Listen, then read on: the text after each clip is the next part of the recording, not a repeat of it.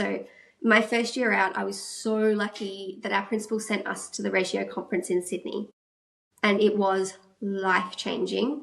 Like, I can't even explain. And I keep a lot of all of that in mind so my program is heavily scaffolded, like in the background. Yeah. So most of my time spent on the program is in the background, making sure that things are developmentally appropriate. I have monkey bars in the backyard, for example, because I know that that's really important for shoulder strength, because if they don't have shoulder strength, they can't have fine motor strength in their fingers.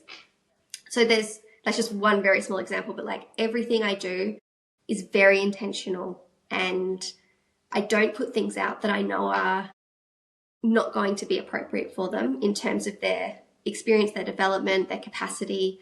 I don't want to overwhelm them. I don't want to shame them or embarrass them or make them feel like they have not succeeded. Like, I'm trying to set them up for success.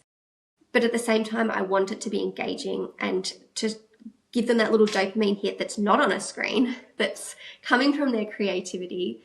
And it's all very intentional. And so when I'm with the children physically, like in the room with them, sometimes I feel like I'm not doing enough, but I think that's the point. Like, to be able to know that I've scaffolded enough that now it's them exploring that space and that they've got a supportive, safe, guiding adult, but that they are able to explore that at their own pace and in their own time. Which is something that just schools don't allow to do in the public system. The Reggio approach, have you like explain what that is for maybe people who don't understand? Oh my gosh, it's a way of being. It's a way of existing. It's just, the 100 Languages of Children has carried me through probably the last 10 years. Oh, sorry, my iPad is about to die. I thought I had enough charge on it. So the 100 Languages of Children is about how children are born with 100 languages and 100 more. And by the time they're adults, those languages have been beaten out of them until it's down to reading, writing, and maths. But that they can express themselves, they can communicate in so many more ways than that, that they can experience and share their being through light, through paint, through their hands, through all their senses, through connection with other beings.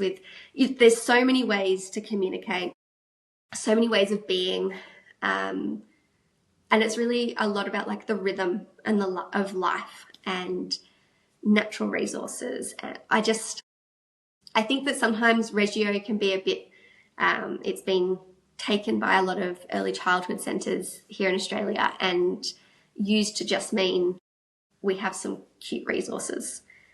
And that's not the deeper meaning of Reggio. And it's similar to Montessori, right? Like, Montessori's gone from being it came from an impoverished neighbourhood in Italy where they were using recycled and scavenged resources. And now it's become a rich person's fantasy land of beige. Whereas Maria Montessori is someone who I'm also so inspired by, where she says things like, the children are now working as if I'm no longer here. And that was her goal. Yes. And I think of that all the time, where I can be in this space. The children know I'm there. They know that I'm safe. They know that they are able to access things. They know what the boundaries are without me having to stand over them and shame them and punish them. And they can learn and explore. And that's my goal. So that's, yeah. And I've been actually in some meetings with some people to see if we can extrapolate this model and put it in other places, because it's been so successful and so amazing. And I'm just one person and I have a wait list. Wow. And I feel guilty for that, because I wish that I could take more children.